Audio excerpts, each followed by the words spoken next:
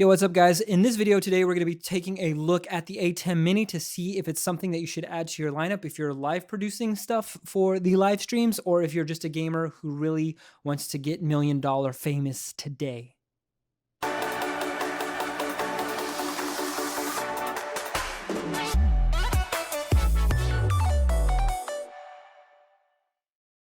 Yo friends, what's going on? Nick here with Fancy Pants Media, the show that is all about taking your marketing and media to the next level. Today we're taking a look at this guy. It is the ATEM Mini.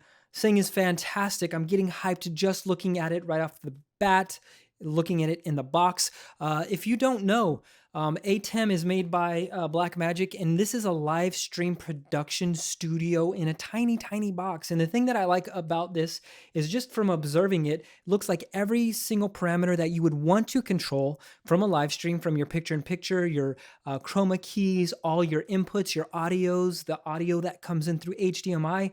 This thing has it all at your fingertips, which is amazing. Also comes with that trusty ATEM software, which is really, really dope, but I don't think you're going to need it if you have this on your desk, if you're doing like a Twitch stream, or if you're streaming to YouTube or making a podcast. This thing is awesome in my opinion. Can't wait to open this up and take a look at it. And yeah, so if you're streaming, you're doing the Twitch, you're doing a podcast, you're doing something cool with multiple games, computers, cameras, this is probably going to be it for you. So let's take a look. So we got the ATEM set up. I've actually been playing with it for a couple of days now, and I really, really, really like it. Out of the box, it's intuitive, it's ready to go. I'm actually capturing this right now through OBS.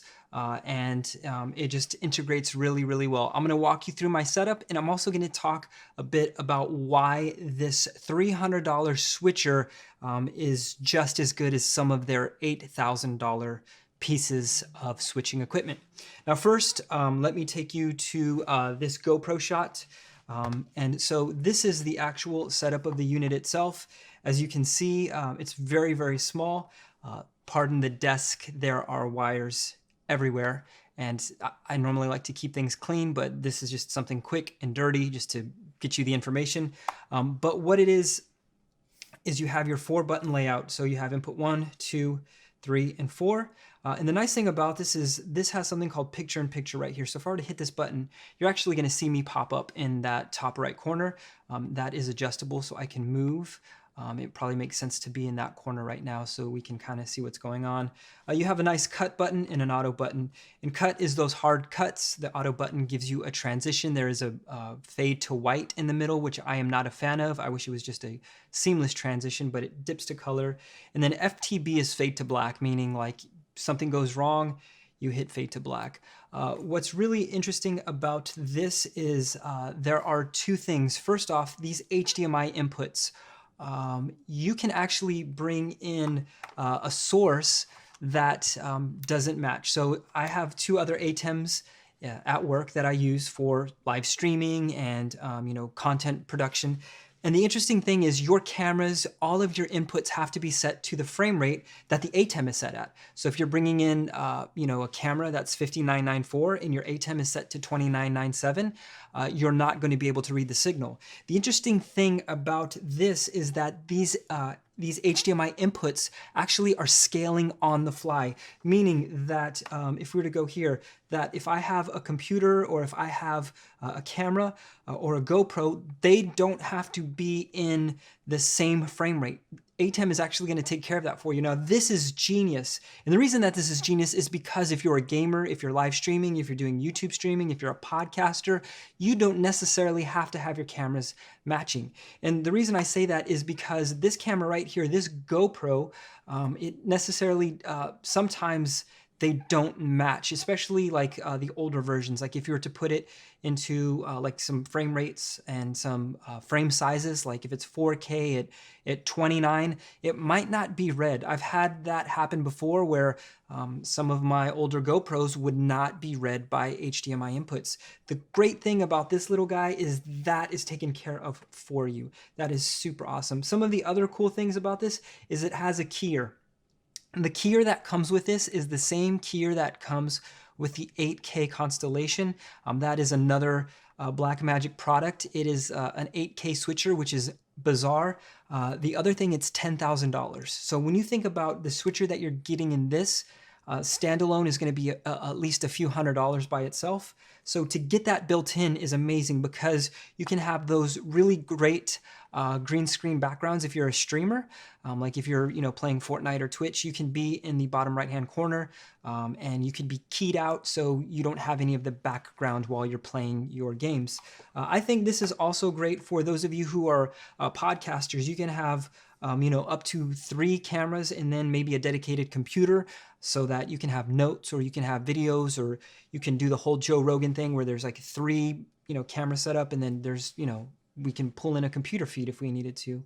Right now I'm only running 3. I'm running a my main camera, which is a GH5. I'm actually running this this GoPro right here, this guy, so you can see how it's set up. And yeah, it's phenomenal. The cool thing about this is you also have mics. Now we need to test this feature because my theory is that these mic lines are going to be delayed because HDMI inherently has a delay. So I think that's one thing you're going to have to think of. If you can get your audio source into a computer, into the HDMI, that's going to be way better. And the reason for that is if you have it straight to your camera, your audio is synced already. If you don't have that, then your audio is going to be delayed. So your mouth will move, audio will come later or before. So you have to keep that in mind. We're going to test that out. I'm going to look at audio solutions for the ATEM in another video, and we're actually going to pair this with a Rode, the Rode like Procaster podcaster thing that's out right now. And I think if you have a video podcast with guests, that is something that for like $1,000, you are going to get one of the best produced, live shows, live podcasts, however you choose to do that. Other cool thing about this is going to be just you have presets right here. And these presets are audio presets for your HDMIs, meaning that you have your audio on and you have audio follows video. Like say you have a video package that's coming from 4, you just make sure your audio follows video, and that's going to be really, really cool. You also have all your cuts, like the durations, and you also have some of the ways that these durations could actually go. Like say like you wanted to do a push in. Actually, I did that wrong. Let's go back. You wanted to have your push in and you hit the auto. That is how it does it. Looks like those Star Wars fades. You have some really cool things here. You can go top to bottom. You can go the entirety moves, and then you can do like this accordion squeeze type thing. Really, really interesting. I'm not necessarily a big fan of that, but just to have that capability at your fingertips, this is really, really cool. The other thing about ATEM is it comes with software that if you hook this up to another computer, you can have a lot more control over this unit. I'm only using it as the unit right now because that is how powerful this is. So yeah, if you're have a cooking show, if you're that podcaster, if you're a gamer, this is a utility for you. One more thing that I want to show you is the ability to pull in other HDMI content. What's really, really interesting, I'm going to go to, so you're going to see this is my iPhone. It is connected via this HDMI, and it goes right into here. Now, the really cool thing is when I go to this, you will be able to kick this in the top. Cool thing is that now you can actually go through tutorials, and you can do your own tutorials through an HDMI source. So say, like, let's take a look at some photos. And you wanted to do a photo tutorial and say, hey guys, like check out these photos that I'm editing. Maybe not that one, maybe one that's not edited. We'll go here, we'll go to tools, and then you can actually talk through what you're doing. Like say for instance, like, hey, these are just, Snapseed. I really like Snapseed. It's a great app. And then just start to like show like how the app works. You push up the ambience, gives you a little bit more color. You go to warmth, and you can either warm it up, maybe cool that one down just a bit, bring down the shadows so you can have that, and then just push it with contrast towards the end.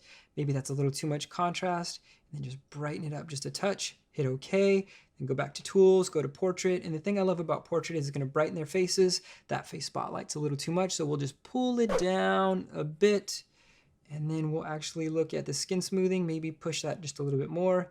Hit OK, export, save as a copy, and boom, you have a nice little way to do tutorials from your phone, from your iPad, or if you want to play games, this is the place to do it.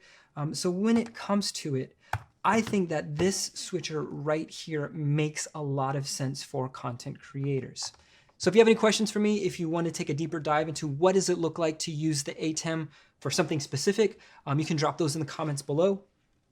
I would love to hear what are your plans for 2020? Do you plan on live streaming? Do you plan on doing a podcast? Do you have a cooking show? Do you want to do like challenge videos where it's all done live and you don't have to do the editing? And I think that's something you really should take into consideration. Having something like this allows you to do something live, cut it on the fly, and it minimizes that editing process. Now, I know a lot of you who really like that cinematic look. You want to be able to, craft a well, told story. This is not for cinematic stuff. This is not for like making those types of YouTube videos, but it is for those really easy things that could be edited, for those things that have multiple people or multiple cameras that you can do in one location. That makes a lot of sense. So yeah, if, like weddings, if you have 3 cameras and you want to capture a ceremony or any of those things, it's really, really interesting how affordable this is. If you have any questions for me, drop those in the comments. My name is Nick. You can hit me up on any of the social medias at Nick_Ovalle. And until we chat again, I hope you tell the world a great story. Peace.